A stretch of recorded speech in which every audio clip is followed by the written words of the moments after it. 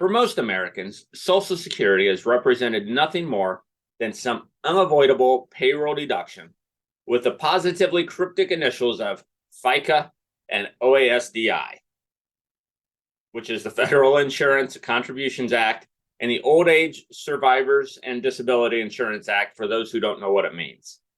It hinted at a future that seemed both intangible and far away. Yet many Americans now sit on the cusp of drawing on the promise that was made with those payments. Hi, I'm Larry Mendrink, certified financial planner, accredited investment fiduciary, and founder of Park Lake Advisors. I'd like to welcome you to another edition of 5-Minute Finance.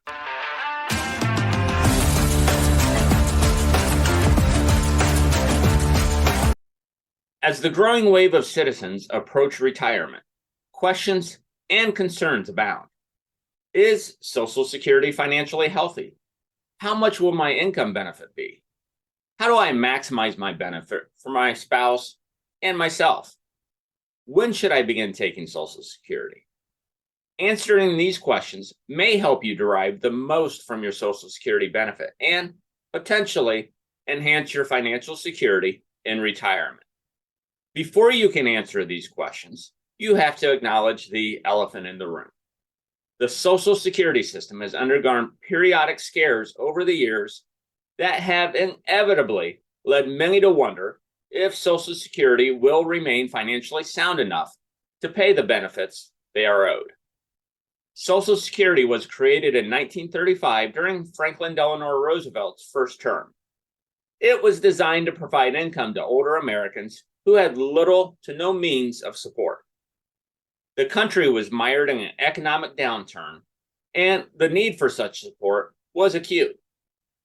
Since its creation, there have been three basic developments that have led to financial challenges Social Security faces today. The first is the number of workers paying into the system, which supports current retirement benefits.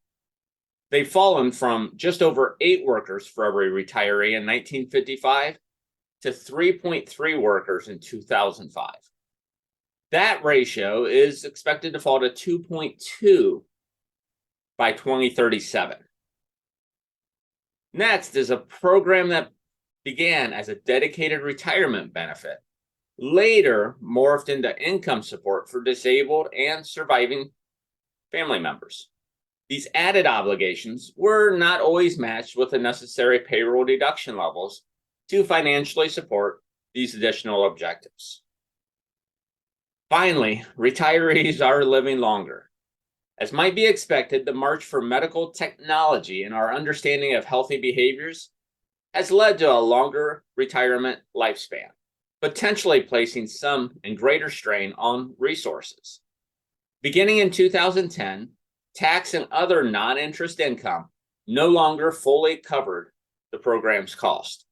According to the Social Security Trustees 2020 annual report, this pattern is expected to continue for the next 75 years. The report projects that the trust fund may be exhausted by 2035, absent any changes. Social Security's financial crisis is real, but the prospect of its failure seems remote. There are a number of ways to stabilize the Social Security system, including, but not limited to, increasing payroll taxes. An increase in payroll tax, depending on the size, could add years of life to the trust fund. They could raise the retirement age. It's already been done in the past, reforms, and would save money by paying benefits to future recipients at a later date. They could tax the benefits of higher earners. By taxing Social Security income for retirees in higher tax brackets, the tax revenue could be used to lengthen the life of the trust fund. They could modify the inflation adjustments.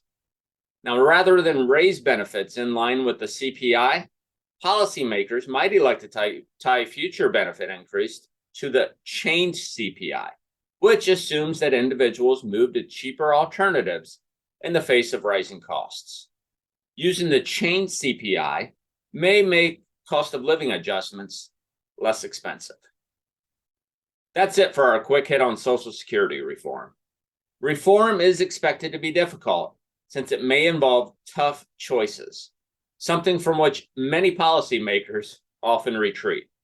However, history has shown that political leaders tend to act when the consequences of inaction exceed those of action. If you have questions, don't hesitate to reach out via email at info@parklakeadvisors.com or phone 517-887-9905. Be sure to follow us on Facebook, LinkedIn, Twitter, YouTube, and popular podcast platforms worldwide for more quick financial bites. Until next time, happy learning.